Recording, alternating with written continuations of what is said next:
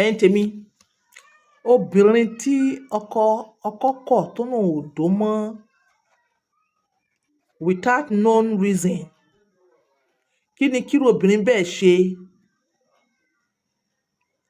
Obìnrin tí ọkọ kọ̀ tó náà ò dó mọ́, kí ni kírú obìnrin bẹ́ẹ̀ yẹn ṣe? Especially ọkùnrin yẹn ò sick o, kò sí kan tó ṣe o, purely lack of interest, kí ni kírú obìnrin bẹ́ẹ̀ yẹn ṣe? Ẹ̀wọ̀n tí mo ti ṣe ní topic yìí rí, mo ti ṣe rí tí mo ní ara ọkọ lè mọ́ move fún ìyàwó, pé tó ọkùnrin bá ti já tó bá ti move, kí ọkùnrin yẹn lọ ta kó lọ wọ́ obìnrin míì, ọ̀ tó bá náà mọ̀ pé ò lówó lọ́wọ́, igbóléré does not mean pé inú forest mo sọ, that is distance. Obìnrin tó jẹ́ pé ó sì desire, because ẹ̀rọ àwọn obìnrin míì wọ́n desire, àwọn obìnrin míì desire, but ọkọ wọ́n ti lose interest. Torí èèyàn kan pè mí, ó ní Àjíà, most tó mọ́ gbọ́ lórí social media ni pé tí ọkùnrin tí ó bá ti lose interest kó lọ fẹ́ ìyàwó mi, àbí kó lọ mọ́ wá lọ bóbìnrin mìta àti bí wọ́n ṣe advice pé àti ever sọ consider obìnrin náà nínú condition yìí pé obìnrin yẹn tí ọkọ ò ní interest mọ́ lórí ẹ̀, kí ni kóbìnrin yẹn ṣe? Níjọ́ wo mo sọ̀rọ̀ yẹn, ó ti ṣe díẹ̀ kó ṣe yẹn, ó ti pẹ́ díẹ̀, mo sọ̀rọ̀ yẹn briefly. Èèyàn kan fún mi lọ́nà comment box, ó ní sùúrù náà ni, ó mọ̀ ní sùúrù. But this particular woman is telling me that she's been managing it for 2 years. She's been managing it for 2 years. Tó yẹ pé òun dẹ̀ mọ̀ pé ọkọ òun kò sí kankan tó ṣe, ara ẹ̀ pé ó ní kí ni kò ń ṣe, ẹ̀yin ti tèmi, kí ni kírú obìnrin yìí ṣe? Obìnrin tí ọkọ ò dó mọ́, tí ò fẹ́ dó mọ́, tó pàtì fún 2 years, kí ni kírú obìnrin yẹn ṣe? Mo fi ọ̀rọ̀ yìí mo fi wá ẹni tèmi kan lẹ́nu wò. Ẹni tèmi yẹn sọ wípé kó lọ jìnnà kó lọ mọ ìyàlè. Is that the right thing? Kó lọ mọ ìyàlè, because obìnrin yìí ó ná ọmọ lóòótọ́, ó dẹ̀ ń ṣe bí ẹni pé òun ò fẹ́ fà àwọn ọmọ kalẹ̀, kí ni ká ti gbọ́ pé torí pé àìbá ọkọ ò báyàn sùn kí ẹ lọ mọ dóko níbòmíì, ṣó ṣe é gbọ́ ṣá? Ṣó that is to say, ṣó ó wà rántí ẹ̀ pé ọkọ ò bóbìnrin sùn, kóbìnrin yẹn kó fi ọkọ yẹn lẹ̀ kó lọ fẹ́ lòmíì? Ó ní ṣó wà rántí ẹ̀? Wow. Ọ̀rọ̀ yìí gba ọgbọ́n orí, ó gba ìrònú, and I pray I be able to say láti comfort ẹ̀, especially àwọn tó ń go through eléyìí. Èmi àti ẹ ti sọ̀rọ̀ length o, àti sọ̀rọ̀ length dáadáa, but some people are still going through this. Gbogbo ìta bá sọ, kọ́lọ̀ ń jẹ́ kó jẹ́ the right things, torí pé kí ni àwọn ọmọ wà nílẹ̀.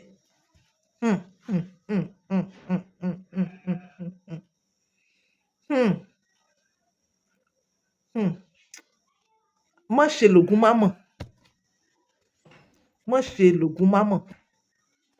Tó bá lọ sí far place náà tó lọ ṣe, wọ́n mọ̀ náà ni, àwọn ọmọdé wà ń bẹ̀, kò fẹ́ mọ́ káwọn ọmọ etí àwọn ọmọ gbọ́ nonsense, kò fẹ́ kí àwọn ọmọ gbọ́ nonsense, kò tó fẹ́ fi àwọn ọmọ ẹ̀ kalẹ̀. It's tough. Ó fẹ́ káwọn ọmọ ẹ̀ gbọ́ nonsense, ó sì desire, ó fẹ́ fẹ́ àwọn ọmọ ẹ̀ lẹ̀. Ọkọ sì ní kò ní interest mọ́, ìwọ sì ní interest. Wà ó ní láti sacrifice ni, you sacrifice. Ada, ṣé mo sọ fún yín pé decision yìí ó tough, ó kù decision yẹn. But èmi máa gbé ẹ̀yin tèmi, ẹ fún mi ní comment ẹ jọ̀ọ́, somebody needs it. O lè decide láti panẹ́. Yes, it's painful. O lè decide láti panẹ́. Àmọ́ tó bá jẹ́ pé èmi ò ní paná nothing, mi ní paná nothing. Tó bá jẹ́ pé mi ní paná nothing. Àmọ́ mo ní láti sòótọ́ fún ẹ. O lè decide láti panẹ́, pé kó mọ wà bẹ́ẹ̀, kó mọ tọ́jú àwọn ọmọ rẹ, kí wà àti ọkọ rẹ kẹ́ mọ ṣe fake husband and wife, kẹ́ mọ rẹ́rìn òkèrè because irú obìnrin yóò mọ ṣépè, irú obìnrin yóò mọ bínú. Ẹ̀yin ọkùnrin ẹ tọ́jú lé, ẹ wá kún agbára, ẹ wá energy ni mo sọ yìí ní, ẹ wá kún energy yín, give what it takes. Irú obìnrin yóò mọ ṣépè. Mo sọ, o lè decide láti panẹ́. Mo sọ pé irú èmi ìní panẹ́.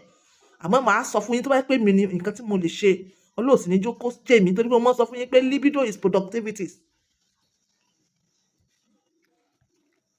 or bí ẹni tèmi yẹn ti advice igbó rere lọ kí mo sọ wàá sacrifice one for one ni igbó rere ọ̀nà jíjìn tí n bá ní igbó rere like far away place mo mean far away from àwọn tó fẹ́ embarrass yẹn ìkànnì yẹn but kò sí mọ̀ ṣe lògùn mọ́mọ́ you understand mọ̀ ṣe lògùn mọ́mọ́ because tó bá ṣe tán bá wá mọ̀ embarrassment ló máa jẹ́ fún àwọn ọmọ wọ́n máa feel down wọ́n máa feel useless wọn ò ní understand what you are going through àwọn obìnrin kan go through lọ́tọ̀ wọn ò ní understand what you are going through tí wọ́n bá mọ̀ wọn ò ní understand what you are going through wàá di mọ̀mọ́ yẹ̀yẹ́ wọn ò ní understand pé bàbá àwọn bó ṣe wà ó sì lè mọ̀ pa ẹ́ tì wọn ò ní lè understand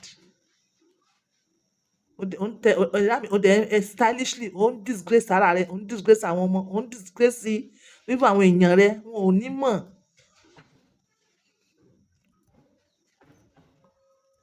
According to the woman ọ̀nà ti solve ọ̀nà ti sùn pẹ̀lú ọkọ ọ̀nà ti solve ọ̀nà torí sẹ́yìn kó sọ yìí pé kò wọ́n communicate ọ̀nà ti solve it over 2 years pé fún òun láti jáde láti wá sọ fún mi ó ti sún òun ó dẹ̀ ka gbogbo àwọn point tí mo kà síwájú yẹn make sure pé whatever you will do igbó rere jẹ́ kó jìnnà síbi táwọn ọmọ ti ní gbọ́ because àwọn ọmọ bá gbọ́ ìbànújẹ́ ni tó bá dẹ̀ jẹ́ ìbànújẹ́ fún àwọn táwọn ọmọ gbọ́ ìwọ gan kó má di pé wàá wá lọ gbé ògùn olóró míì tó wà lọ para rẹ̀ so avoid káwọn ọmọ ẹ má mọ̀ sí igbó rere but the best choice tí èmi lè go fún the best choice tí mo lè go fún tí mo sì desire ṣẹ́rí ẹ̀wọ̀ ajá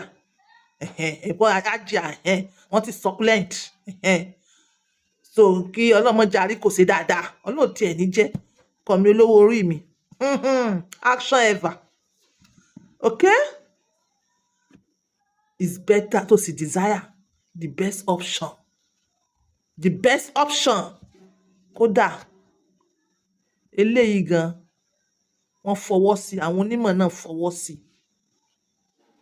fi ọkọlẹ̀ jẹ́jẹ́ àwọn ọmọ have their life to live ọkọ rẹ̀ have his life to live ìwọ náà have your life to live tó bá ṣì desire o if this is the tó bá jẹ́ pé wà lára àwọn number 1 point yẹ pé yes o sì fẹ́ mọ enjoy kínní ó fọkọlẹ̀ ní lọ fún àwọn olówó fẹ́ lómi this one save you from all embarrassment fi ọkọlẹ̀ lẹ̀ kó lọ fẹ́ lómi bẹ̀rẹ̀ ẹlòmíì tó wà fẹ́ yẹn make sure pé òun náà ò ní débì kan kó paná yes make sure pé kò ní débì kan kó paná and ò ní sọ wípé ó mọ̀ ṣe káàkiri ibi tó bá ti ń ṣe káàkiri HIV AIDS ńkọ́ tó bá nílá èmi bá ti sọ̀rọ̀ nígbà mi mọ́ ń balance ẹ̀ nígbà mi kì í ṣe ní gbogbo gbà so make sure pé ní tó bá máa fẹ́ yẹn ó jẹ́ yẹn tó máa ní action fúrú wọ́ tó dẹ̀ láìkí ẹ̀ èèyàn tó fẹ́ mọ̀ jẹ́ kó jẹ́ yẹn tó ti dàgbà èèyàn tó máa wà younger than you tó sì lè ṣe service yẹn tó mọ̀ sí service yẹn towards time tí ó ti rẹ̀ wọ́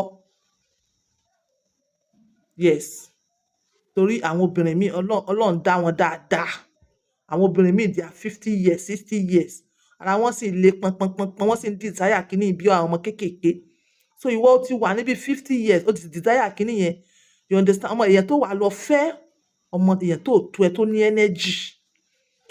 ní energy by the time tó fi mọ rẹ̀ ó ti mọ rẹ̀ ọmọ yẹn you understand fún ìwọ tó desire ó bá fẹ́ wá rí màá rí o fẹ́ rí take another husband mọ́ rí take èèyàn tó jẹ́ pé ó ti bá rẹ̀ ọ̀rọ̀ mi ò jù bẹ́ẹ̀ ọ̀rọ̀ iṣẹ́ tọ́pìkì yìí ó wà very crucial mo ṣe máa ń sọ ìbò so o ní láti follow ẹ̀ seriously kó dẹ̀ béèrè fún God's guidance ẹ̀yin ti tèmi yes fún èèyàn tó mo ti sọnù fídíò mi lórí constipation yes and kò ṣe constipation nìkan lórí wound lórí cleansing even spiritual cleansing lórí HIV AIDS lórí even kidney ṣó mọ̀ nípa urine therapy mi ò ní stress ọ̀rọ̀ yìí jù báyìí lọ ṣó mọ̀ nípa urine therapy Kí ni ìwọ mọ̀ nípa urine therapy? You may give me comments. This is on point by 2 using my words for this. Bye for now. Bye for now. I say bye for now.